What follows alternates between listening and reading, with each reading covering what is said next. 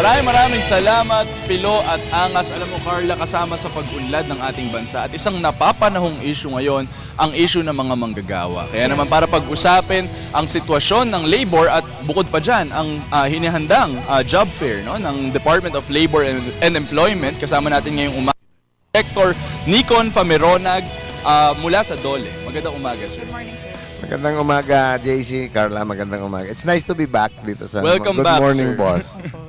Yes, sir. Thank you. Siguro, sir, umpisahan lang natin, sir. Meron kayong ino-organize na job fair ngayon, or job fairs, rather, across the country. Yeah, all over the country ito, JC, at actually the kick-off job fair. Gaganapin ngayon sa Camp Serviliano, Aquino, Tarlac, kung saan mga 40,000 ang mga bakanting trabaho na naghihintay sa mga naghahanap ng trabaho nating mga kababayan mula sa Nueva Ecija, Bataan, Pampanga, Zambales, Bulacan. So, doon tayo patungo ngayon pagkatapos ng ating pakikipag-ugnayan sa PTB4 at inaasahan natin na dadagsain ng napakaraming mga naghahanap ng trabaho ang kick-off na ito. Bukas, sa Metro Manila, sa buong National Capital Region, meron tayong 16 na job fairs. Malalaki ito sa lahat ng malls ng SM. Sa buong Kamaynilaan, ang pinaka malaki dito ay ang job fair sa SM North EDSA. Sa buong Metro Manila ay merong mga 190,000 na mga bakanting trabaho na naghihintay sa mga job seekers.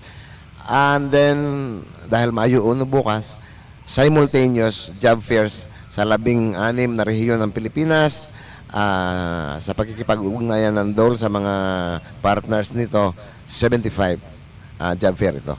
Wow, isang napakalaking celebration para sa ating Labor Day. Pero sir, lahat ng industriya talaga will be there tomorrow.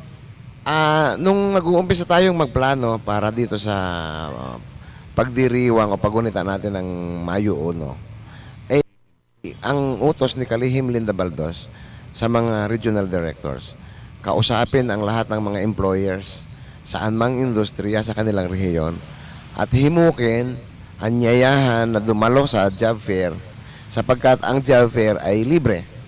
Ito ay trabaho ng Department of Labor na paalwanin o pagaanin yung pagtatagpo ng mga trabaho at ng mga manggagawa. So under one roof, kung ikaw ay employer, baka makatipid ka na mag-advertise o mag-job hunting, head hunting. Samantalang doon sa job fair, kung nandoon ang dala mong mga bakante at nakapaskel, ikaw ang pupuntahan ng job seeker. Sir, ano sir yung mga papeles na kailangan dalhin ng mga pupunta dito sa job fairs natin? Bukas, ang unang payo dyan ni Kalihim Linda Baldos ay gumising ng maaga, magdasal, kumain ng almusal, magbiportable, at dalhin ang lahat ng papeles. Biodata o CV, transcript of records, diploma.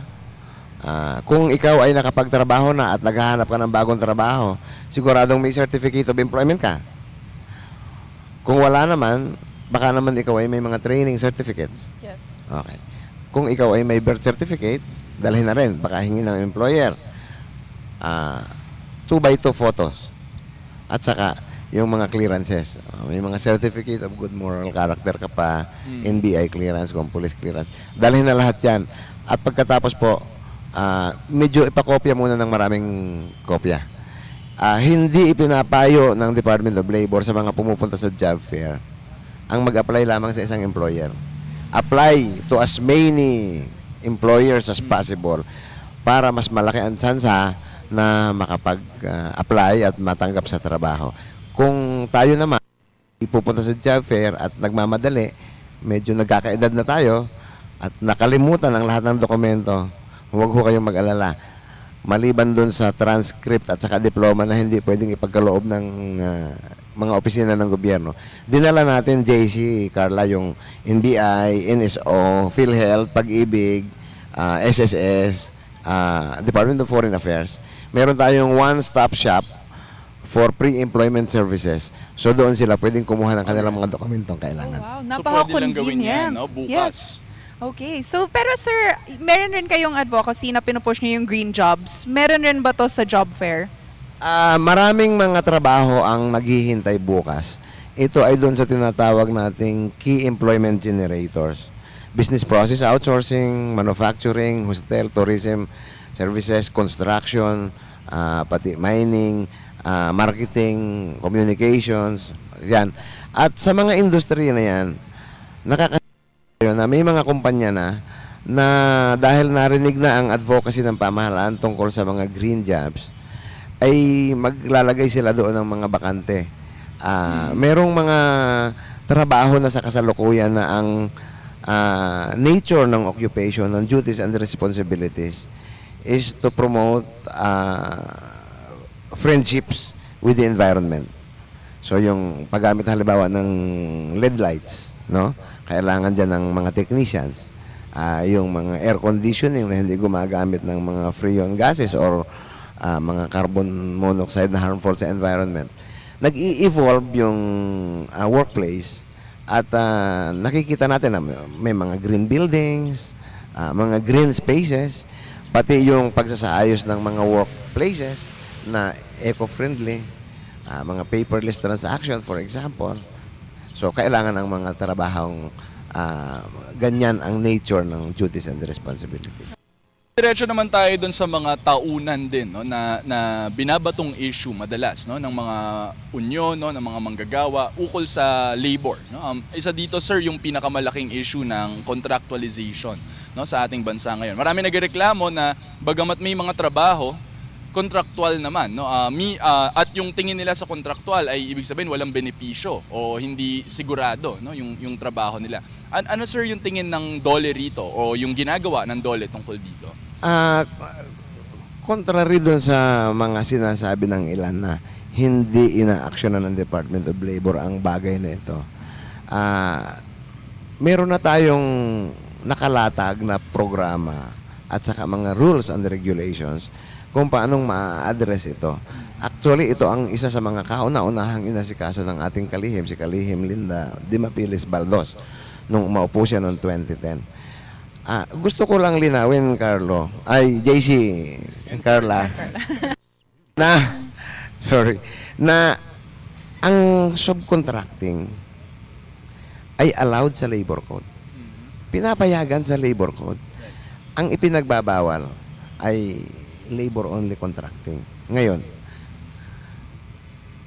nag-issue ang Department of Labor and Employment ng Department Order 18-A na siyang batas na gumagabay, nagre-regulate sa operation ng mga subcontractor. Halimbawa, si JC ay isang principal at meron kang negosyo. Pero may bahagi ka ng negosyo mo na non-core o hindi importante sa negosyo mo. Halimbawa, yung mga tauhan mo, pinapakain mo. So may catering. Isusubcontract mo yung catering sa isang kumpanya. Yung kumpanya na yun, under Department Order 18-A, na magsusubcontract sa'yo, dapat rehistrado sa DOLE. Pangalawa, yung kontratista na yun, dapat ay merong net financial contracting capacity. Hindi na po pwede ngayon yung laway lang ang puhunan magkakapera na. Hindi. Kailangan may tinitingnan ng Department of Labor yung kapital.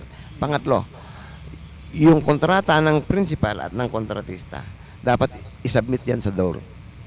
Pang-apat, yung kontrata ng kontratista at saka yung mga taong gagamitin niya para matrabaho yung pinakokontrata mo, dapat isubmit din sa Department of Labor.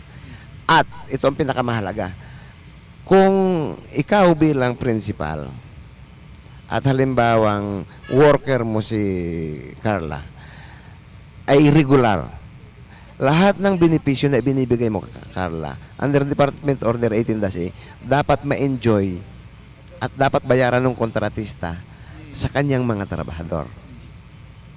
Kung gaano kahaba, panghuli, kung gaano kahaba ang kontrata ng principal at ng kontratista, ganoon din dapat kahaba ang kontrata ng kontratista sa kanya para maiwasan nga yung 555, 666, yung end-to-end of contract, yung palipat-lipat. So inayos na natin yan. Ngayon, ang ginagawa ng Department of Labor and Employment, minomonitor kung sino sa mga subcontractors na nag-ooperate ang hindi pa nagre-rehistro sa 18-A.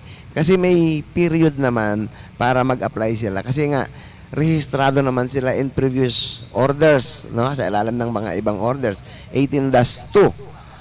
So, valid pa. Yung ibang mga kontratista ngayon, subcontractor, valid pa yung registration. But eventually, after their contract have expired, obligado na sila na magpakita ng sinabi kong mga dokumento, requirements, pati kapital sa Department of Labor and Employment para marehistro under 18-A.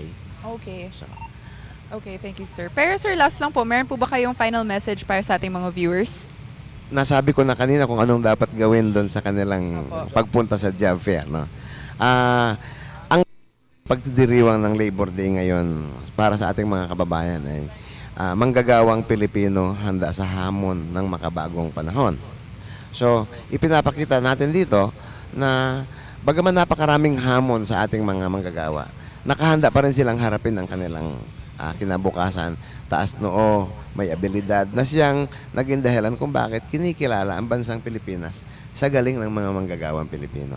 So inaanyayahan ko ang sambayan ng Pilipinas na sana makiisa sa pamahalaan, sa mga manggagawa, sa mga unyon, sa pagdiriwang ng 111th Labor Day celebration dito sa Pilipinas. Okay. Okay, maraming salamat, sir. That was Thank you. Director Nikon Famironag mula sa DOLE.